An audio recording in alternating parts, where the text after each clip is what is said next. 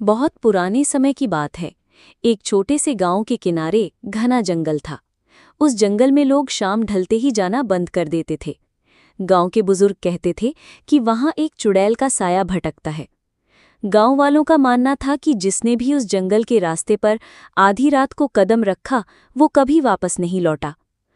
कहते थे पेड़ों की शाखाओं से लंबी लंबी परछाइयां निकलती और उनमें से एक परछाई धीरे धीरे इंसान का रूप लेकर उसका पीछा करने लगती।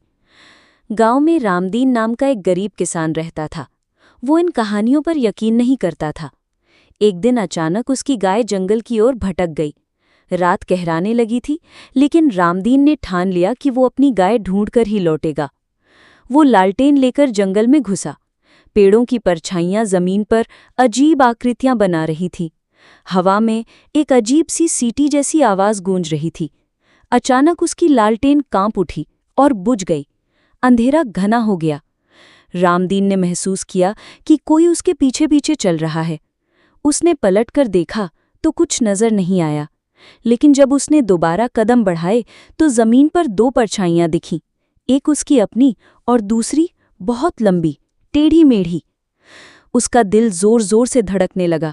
वो तेजी से भागने लगा, लेकिन वो परछाई और लंबी होती गई। अचानक उसके सामने एक औरत का रूप उभरा। लंबे बिखरे बाल, लाल चमकती आंखें और खून से सनी सफेद साड़ी। रामदीन चीख पड़ा। चुड़ैल ने भयानक आवाज में कहा, जो इस जंगल में आता है उसका साया हमेशा यहीं रह जाता है। रामदीन किसी तरह गांव भागकर पहुंचा।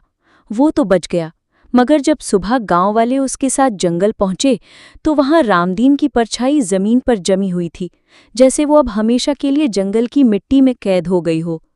उसके बाद से गांव वाले कहते हैं कि रामदीन अब भी गांव में जीता है, लेकिन उसकी परछाई कभी उसके साथ नहीं दिखती, क्योंकि वो चुड़ैल के साए में कैद हो चुकी है।